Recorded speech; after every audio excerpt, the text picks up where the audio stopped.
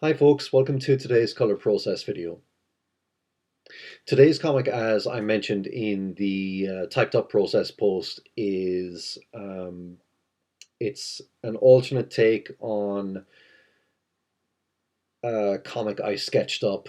Um, I think it was sometime earlier this year I did it, and that was a comic that was never meant to be part of like uh, my main comic. It was just something I did for fun. Excuse me. Um, and it was one of those things that I'd forgotten about, and I recently came across it, and yeah, I just suddenly realized that I could take this framework of an idea that I had sketched up before and do something just a little more with it. So the colors you see here aren't all that far removed from the color scheme I went with in that original version.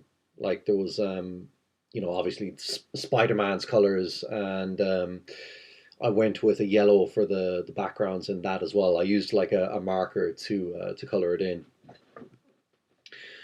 Uh, One area where I have changed it quite drastically though is obviously there's far more use of lighting here. I was considering maybe not adding any lighting to this, but I felt that to really give um, the moment, like the moment of like the reveal of the spider and Spider-Man chomping down on that spider, I needed those moments to have like extra dramatic impact. So that's why I felt that I would better get that across if there was like extra lighting going on and extra dramatic lighting at that.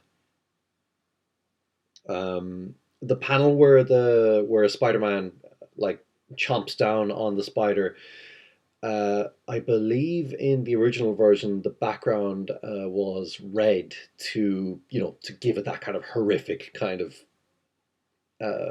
impact, of like, oh no, this man's chomping down on a spider.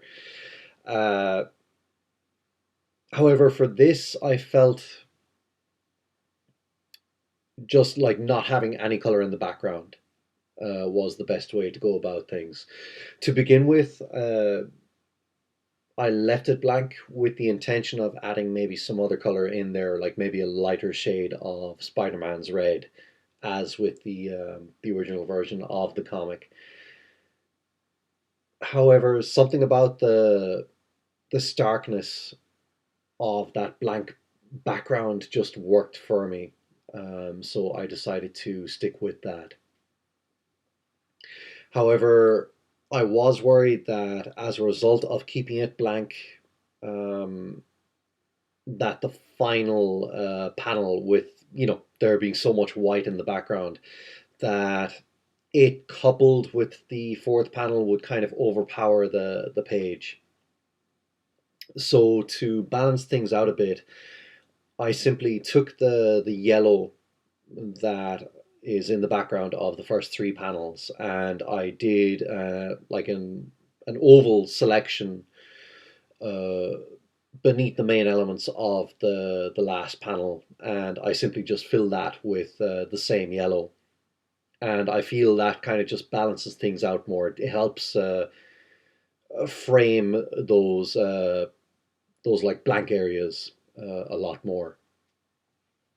And yeah, this was actually a fun comic to color. I was worried going in that it would be a bit of a struggle, but no, if anything, this was one of the easier comics I've worked on in a while in terms of the coloring.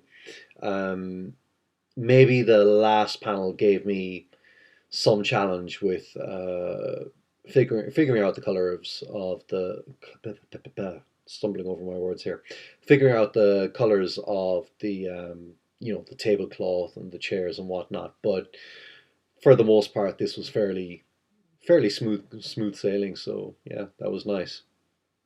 Anyways, thank you very much for watching, and I will talk to you at the next video. Take care.